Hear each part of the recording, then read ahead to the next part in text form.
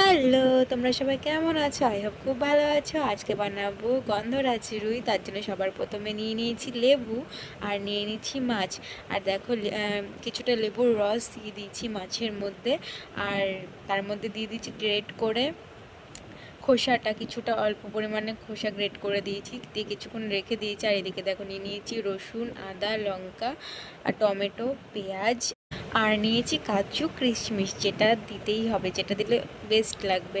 আর দেখো এদিকে দিয়ে দিচ্ছি তেজপাতা, জিরে ফোড়নে। তারপরে আমি মশলাটা দিয়ে একটু ভালো করে কষিয়ে নেব।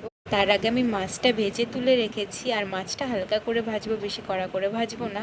আর দেখো এটার মধ্যে কোনো হলুদ পড়বে না, আর তোমরা একটু জিরে মশলা, নুন এইসব একটু দিয়ে দেবে। আর দেখো এখানে দেন আমি মাছটাও দিয়ে দিলাম। মাছটা দিয়ে ভালো করে একটু গায়ের সাথে মাখা মাখা হবে, একটু জাল করব। আর এটা তো বেশি ঝোল ঝোল দিলে একটু পরে নামিয়ে ফেলতে হবে। আর এটা একবার তোমরা বাড়িতে টেস্ট করে দেখো, তোমরা রেসিপিটা ট্রাই করে দেখো, অবশ্যই ভালো লাগবে। তো আজকে আমি ট্রাই করেছি ফার্স্ট টাইম, আর এত ভালো হয়েছিল, সত্যি কথা খুব সুন্দর হয়েছিল খেতে। তোমরা একবার খেয়ে দেখো, মুখে লেগে থাকবে আশা করছি।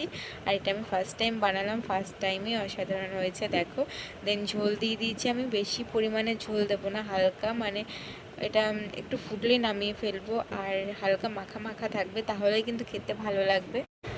আর দেখো এটা ফুটে গেছে, দেন আমি নামিয়ে ফেলেছি। আর একটু গরম মশলা দিয়ে দিচ্ছি। তারপর নামানোর পর দুই পিস লেবু আর হচ্ছে গিয়ে লেবু পাতা দিয়ে দিয়েছি, তোমরাও দিয়ে দিতে পারো। আর ঝোলে কিন্তু দেবে না, নামানোর পরে দেবে, তাহলে কিন্তু সেন্টটা ভালো আসবে। আর জাস্ট অসাধারণ হয়েছিল। চলো টাটা।